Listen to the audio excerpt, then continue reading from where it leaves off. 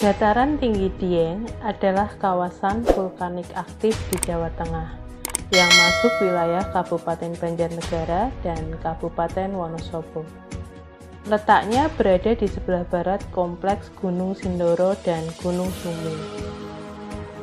Dieng memiliki ketinggian rata-rata sekitar 2000 meter di atas permukaan laut. Suhu berkisar 12 hingga 20 derajat Celcius di siang hari dan 6 hingga 10 derajat Celcius di malam hari.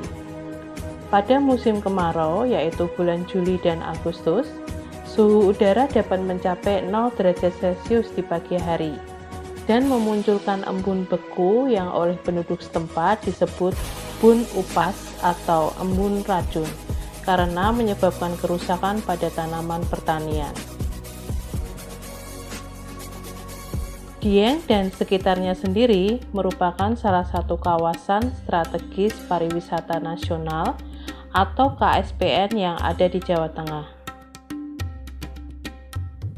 Nama Dieng berasal dari gabungan dua kata bahasa Kawi, di yang berarti tempat atau gunung, dan yang bermakna dewa.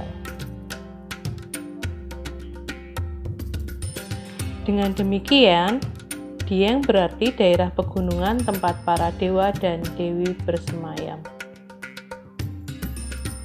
Dieng yang merupakan daerah kaldera, yaitu daerah yang mempunyai aktivitas vulkanik di bawahnya, ternyata mempunyai banyak keistimewaan.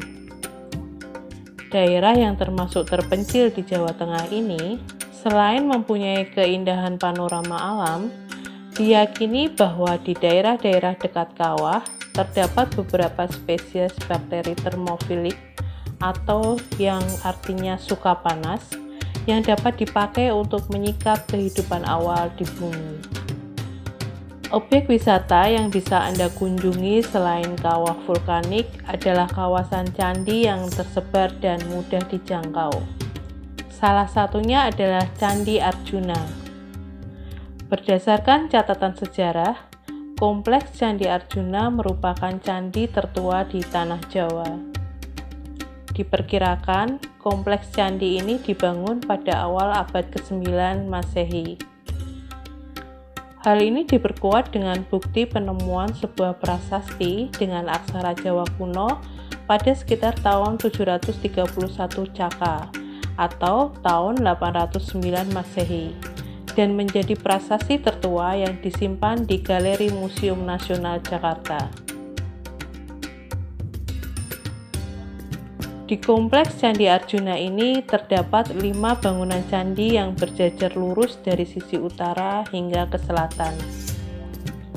Deretan candi-candi tersebut memiliki bentuk dan ukuran yang berbeda-beda.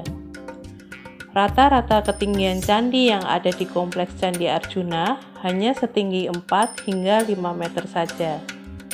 Di sekeliling candi terdapat jalur bebatuan kerikil yang difungsikan sebagai jalur bagi umat Hindu yang sedang bersembayang untuk berkeliling mengitari candi.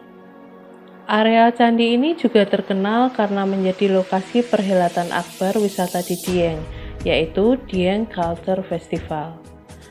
Bukan tanpa alasan areal ini dipilih.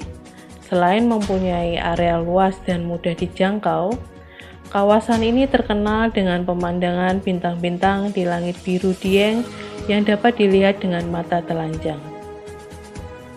Setelah puas menikmati Candi Arjuna, jika Anda ingin memperpanjang waktu kunjungan ke Dieng, cukup keluar dari area candi. Anda akan disambut oleh homestay yang berjejer di sepanjang jalan utama. Tapi, jangan heran jika Anda tidak akan bisa menemukan hotel di kawasan Dieng ini. Menurut Mbak Tina, Ketua Paguyuban Homestay Dieng Kulon, sesuai kesepakatan bersama, memang tidak diizinkan adanya pendirian hotel di kawasan Dieng Kulon ini. Hal ini bertujuan agar pendapatan dari sektor pariwisata akan tetap kembali pada masyarakat asli Dieng dengan cara pemberdayaan masyarakat melalui pendirian homestay. Jumlah homestay kurang lebih 170. Kalau di total semua mungkin seluruh Dieng, kawasan Dieng sekitar ada 500 ya, sama dengan yang di Sikunir itu totalnya sekian itu. khusus yang kulon itu 170. Tapi mungkin sekitar 300-an kalau di total untuk yang kulonnya aja. Konsep homestay ini sendiri sebenarnya adalah konsep penginapan yang jauh beda dengan hotel. Homestay itu adalah kan rumah tinggal yang sebagian kamarnya disewakan untuk menambah pendapatan masyarakat. Itu maksimal itu 5 kamar.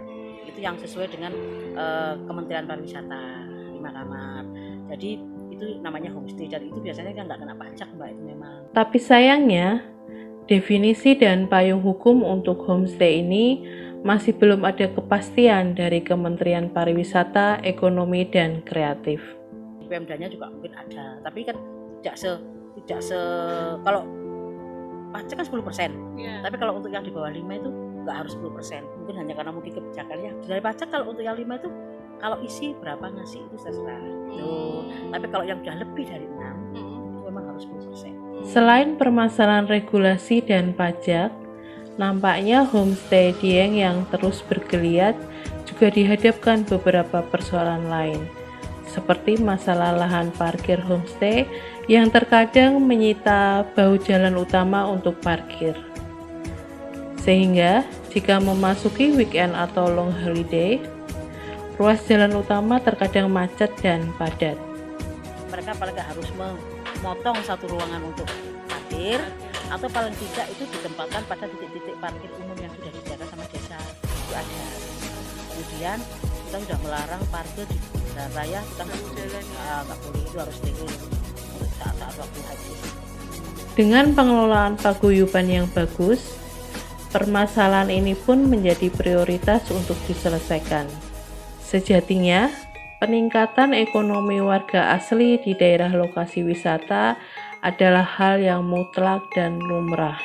Tentunya, ini perlu dukungan semua pihak, terutama pemerintah, agar berjalan secara baik dan berkesinambungan dengan tanpa menghilangkan kearifan lokal. Salam Dolan, Jawa Tengah.